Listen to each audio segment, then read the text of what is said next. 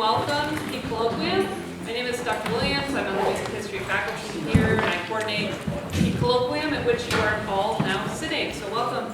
I would like to introduce our guests today. I'll keep this very short so we have lots of time for their presentation. Today we have the Dadap Aguilar duo as composers and accomplished classical guitarists Michael Dadap and Florante Aguilar. Float freely across musical idioms, drawing on an array of sounds from indigenous music to orchestral works. Both classically trained, Dadap and Aguilar are deeply rooted in the folkloric traditions of the Philippines, capturing the attention of international audiences with their dynamic ensemble playing. Their compositions and arrangements for guitar reflect the culmination of influences, from both their homeland and the Western classical tradition. We also have today with us Kiara Cox, who is a student of Michael Dadap. She is also the music and art ambassador of the Filipino American Association of Greater Colombia. Besides performing Filipino songs, her goal is to promote and elevate Filipino culture in South Carolina by showcasing the work of world-renowned Filipino artists and musicians in Colombia. And she's here doing that with us today. So please welcome Kiara Cox.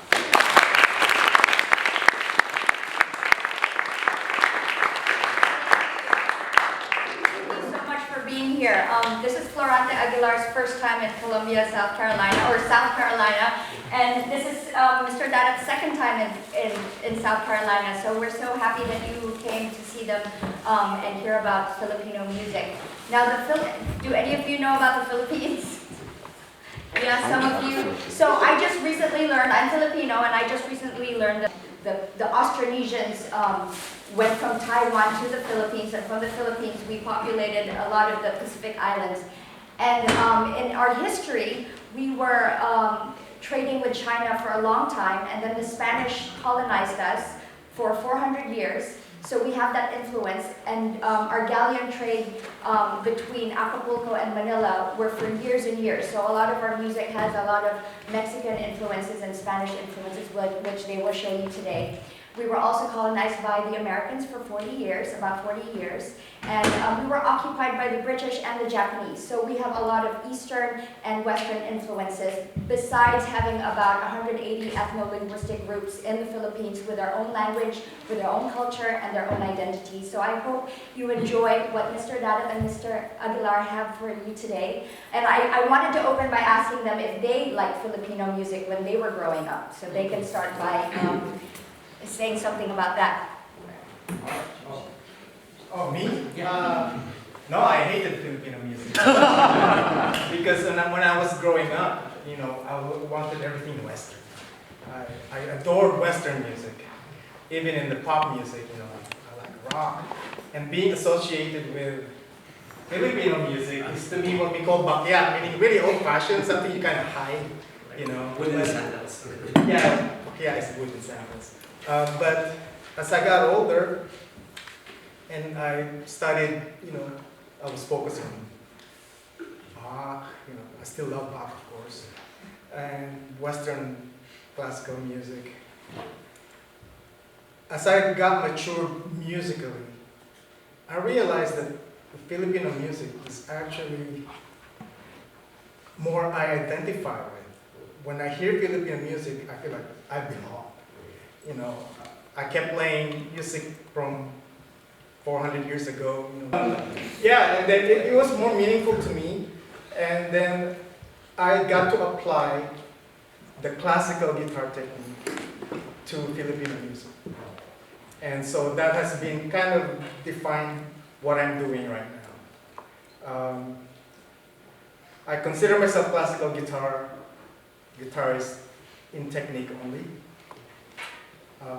But I focus on Filipino music. I write compositions that are Philippine themed, and I play a lot of folk songs, especially Harana and Kundiman, which we're probably going to talk about today.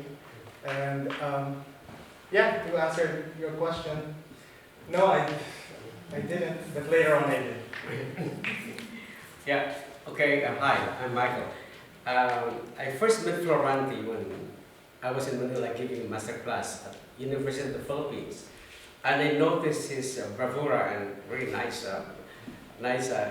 technique and very incredible dexterity in the guitar. And I told him, like, if you go to New York, please call me. So I gave him my telephone number. And indeed, I think after 1 year, 2 years, he called me from Kennedy International Airport. I'm in New York. And I was very surprised. So we got together, and he can fill in the story because there's so many melodramas in here. So anyway, he wanted to enroll at the Manhattan School of Music, right? But before that, he wanted to have a reviewer course with me for some of the stuff in the repertoire. So we basically had a session for guitar sessions together, and then I noticed that you don't have Filipino repertoire in your music repertoire in your portfolio, in your guitar repertoire. I said, I hate Filipino music. That's what exactly you told me. So and then I stopped. I just played some, and then he got accepted to Manhattan School, and then I continued my ways as I became a conductor, and then I started, after studying in Juilliard and Manhattan School of Music, I had a youth orchestra. We lost contact for 20 years. And in 20 years later, I met him in San Francisco, and then we had an instant reunion. We played one of my compositions, right, the Kundiman, which we'll be playing today, and we decided that we had this kind of special ensemble, and that's how we started beginning to be reunited. And he told me, you know what, I love Filipino music. And I was very proud of him that he himself discovered his voice. And because for myself, I always am an advocate of Filipino folk songs, especially Visayan folk songs, although I use a lot of classical technique to lift the voices that I wanted to be heard.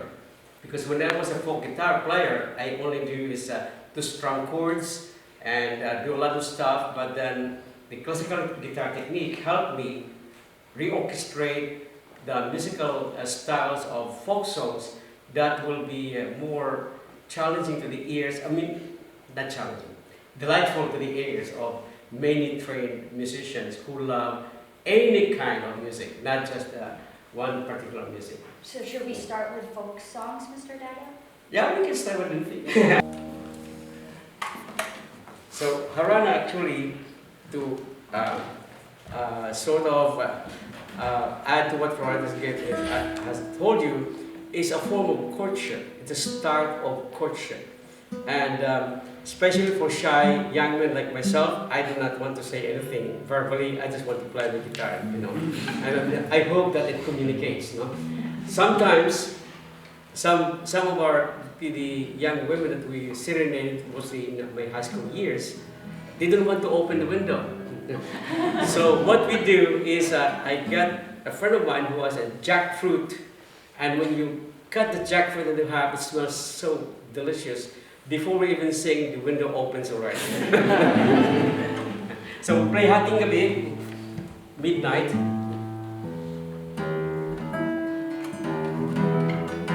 By the way, it's a Spanish tradition. Nobody does the same. People live in 12 stories high. So this was written by Antonio Molina, who is a Filipino composer who got his music degree in composition at Chicago University, and he wrote the serenade in the style of habanera, but it's the tempo is slower than habanera. We call it danza, written for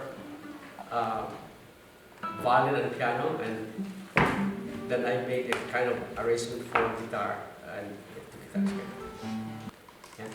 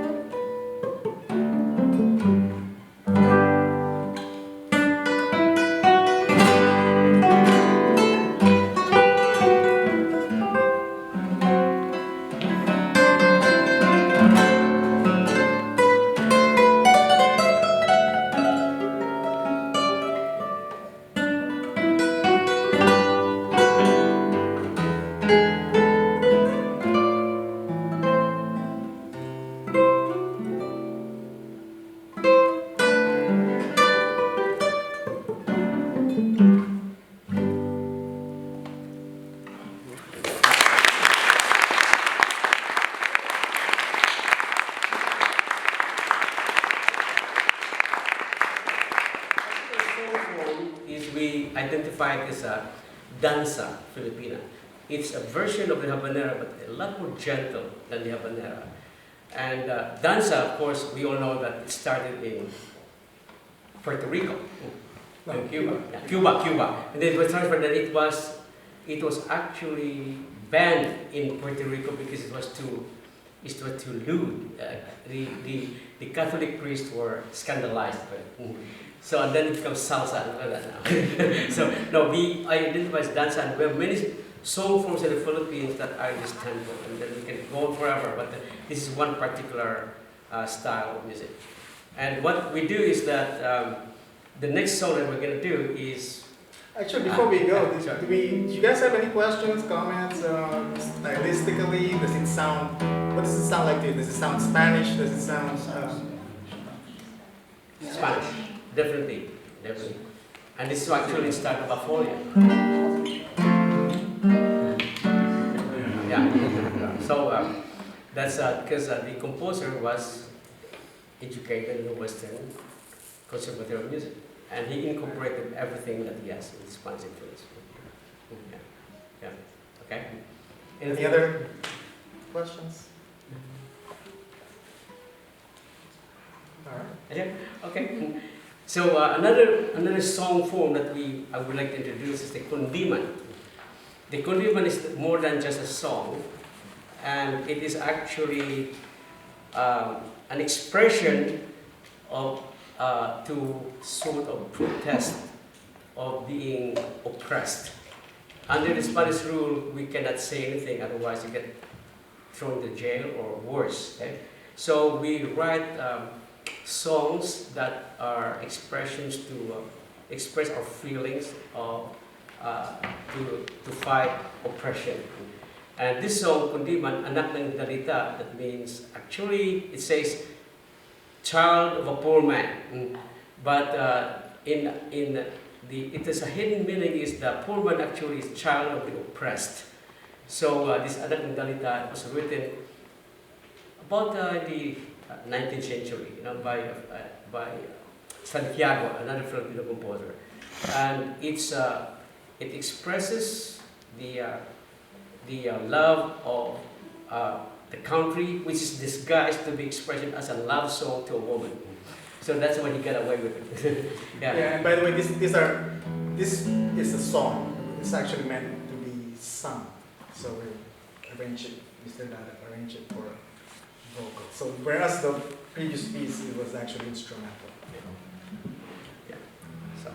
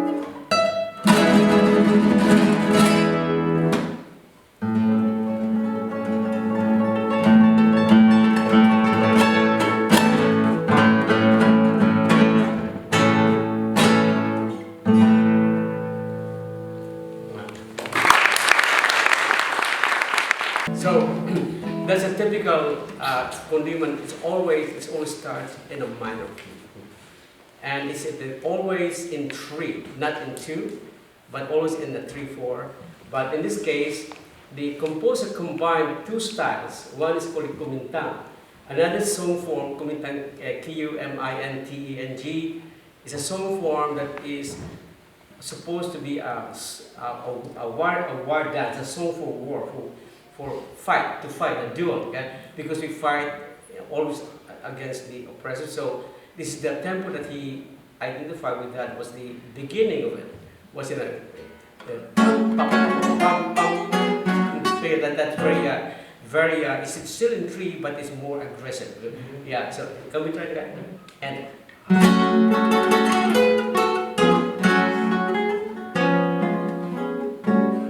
I'm not in different tuning now, so we have to change it. And that's the condiment. Yeah. So it's in 3, and it's very what call this? Very lyrical. And yeah. So are we doing what? Questions? So I realized that most of the time you play chords, you play in arpeggio way. Is that the part of tradition or just the way you like it? I'm sorry. It's a good question. Can you repeat it again, please? Yes, of course. So most of the times you play chords, like more notes at the one time. You played it in arpeggio way. Is that just a matter of beauty? Something that is very okay. difficult to do? Very good question. Okay. This was originally also written for the piano. Okay. And the piano has a different way of playing it, so it adapted to be somewhat more like guitaristic style without destroying the composer's intention. So I played the second guitar, which actually is the part of the piano, and he does the part of the solo for the voice. And in that case, we interchange parts also. When the voice rests, the piano sings also, so that's what. Yeah, and this is, it's very, as you know, it's very challenging to transcribe for guitar what was originally for voice. So that's probably why you hear a lot of arpeggio, because we're trying to mimic sustain. Oh yeah. And the part that you hear, the tremolo, it's my sort of illustration of a Philippine instrument called a bandurria, a 14-string instrument. That's most tremolando, like that. So to bring that sentiment back, it's very convenient that I know how to play. You know how to play. You know how to play Recuerdos de la Alhambra. So it goes that kind of thing brings the bandurria. And you will hear that a lot. Yeah. And it tries to be a voice as well, Yeah, sustaining. right. To sustain it. Yeah. Okay. That's a good question. Thank you. Thank you. I have one more question. Sure. Because I'm also a classical guitarist, that's why I wanted to ask. Do you have also any specific classical guitar technique that is just Filipino and you use it all the time? That's a really good question. Okay. My answer is technique comes from what is in your mind and what is in your heart. If you have something, kind of a sound you want to project, your technique brings it out. And if you don't have the technique, it stays in the mind, doesn't go out. So my saying is that being exposed to the Filipino genre, that kind of sound naturally comes, and then I will try to use my technique to bring it out. So the technique that we use actually is very, it's a classical training, but then because of what we want to project as, to make it sound more, organic to Filipino style, okay? That's the right word, okay? Then whatever the language in my head says, the phrasings and all that, that becomes it more, more of into the style of Filipino music. Are you asking if there's an instrument? I'm asking because, for example, if I decide to play some Filipino music, is there any suggestions for a specific guitar technique that I can use? Okay, so we use classical guitar technique on Filipino music, but the original ones like the Haranas, they're fingerstyle. They're just because they're just, they're folks from the province, no training at all. They've never heard of a classical guitar technique. So the technique of the authentic Harana singers are really closer to fingerstyle. It's just that we're classically trained. So you can pick up any of our arrangement, you can play right away. It's the same thing. The only difference is the technique and who wrote it. Okay. The Filipino composers, who again originally wrote it as a song, vocal song.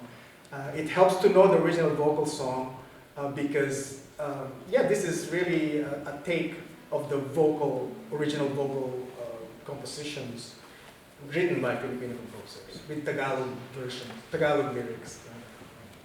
I think most important is about also your musicality, your phrasings. That's more important than just using the technique, because you can have the phrasings actually are originated from how you talk, how you speak, how you articulate. And I talk about this when I think about singing Filipino songs. The phrasings are more important than just the volume of the voice, the dynamics, and everything. It all comes with it. So being a good musician, you can play any kind of music. There's no. I think musicality is more important than anything else. Of course. Yeah. So. Thank you. So here, how much time we have? 20 minutes. 20 minutes. Okay. So we can, Yeah. questions. We like, There's another one. yeah. Props to y'all because I'm seeing y'all doing so many different things at once. I was asking kind of what advice or tips or tricks do you have for people who are starting out or just learning guitar and stuff with strumming and y'all are also plucking at once because one thing I'm struggling with is making it work as one even though you're kind of doing two different things at once. So what are some tips? Well, the best way to learn this is to really study with a classical guitarist, teacher, of course. If that's what you're interested in. I know a lot of people go to YouTube and learn it, but it's just not the same. What that does is, first you support the teacher, and it's more fun to learn it this way. They will teach you about techniques, basic techniques, and how to read music. Does that answer your question? Pretty much, yeah. My New York cat was a student of Julian Brim, and she told me, Michael, just make your fingers independently strong, that you can command your fingers at any time you want. Then that's the beginning of making the guitar sound like playing a string quartet or an ensemble, not just So that's what. So you have to learn a lot of exercises, and you have great teachers here. So and they will guide you how to make your right hand independently strong and left hand too. Because I always tell my students in guitar, the left hand is your heart. It dictates how you express the vibrato, the intensity, the tones, everything. But the right hand is your mouth. If you have a good heart and a bad mouth, it doesn't work. If you have a good mouth and a bad heart, it doesn't work either. So you have to put these two together, and the only way to do that is to be diligent in your studies with your specific mentor and teacher, so that you can get what you decide, what you desire. Yeah. So that's what I would say. Left hand is the heart. Right hand is your mouth. No bad mouth, no bad heart. Both of you should be careful. Yeah. What is your favorite kundiman or harana piece to perform? Well, they're also nice. It depends on. I guess it depends on the shape I am in as a guitarist. I think one of my most favorite one is the kundiman of 1850. That was a song that was written, it's called Joselina and Baliwag in Filipino. Joselina is a name of a woman, Baliwag is a name of a town, but the two represents the entire archipelago of the Philippines. So the song of Husilinang Baliwag is also called Kundiman in 1850. That was the birth of the revolution. And this song was the one that gave strength to the Filipino guerrillas in the mountain cold, but they sing the song to give them a lot of courage. Yeah. And the words are the middle is tender, but the words have a code. It's a coded words to fight. Yeah. We should point out that Kundiman, a lot of the Kundiman that are nationalistic are songs to rally the revolutionaries. But it's in a song form that you wouldn't know it, because that's the point. It's a code.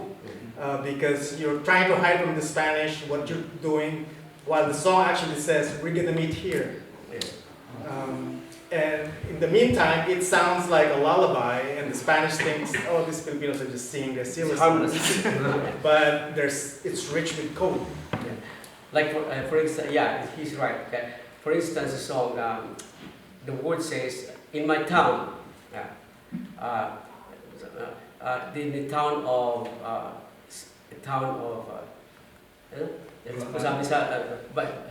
San Roque.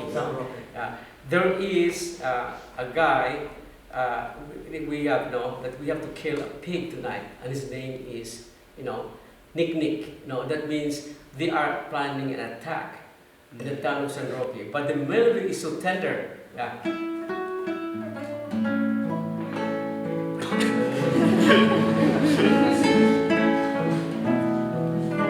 So the singer is very plaintive.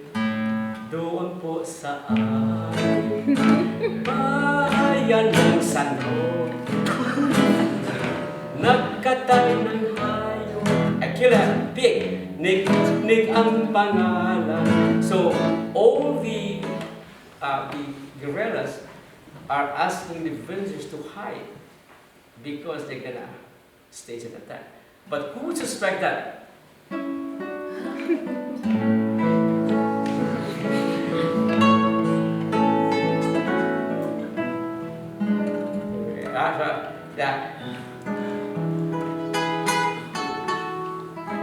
When we played at Condiro of 1850, this my fault. Yeah, Myself. You want to? Yeah, sure. This is the very famous song. It's written by, we don't know, brother. It's a very famous composer called Anonymous. So I was so inspired with this melody that I incorporated it into my folkloric quintet for guitar and string quartet. It's the second movement of it. So this is the second movement of that. And then I adapted for two guitars. I love playing with Florante. It's amazing.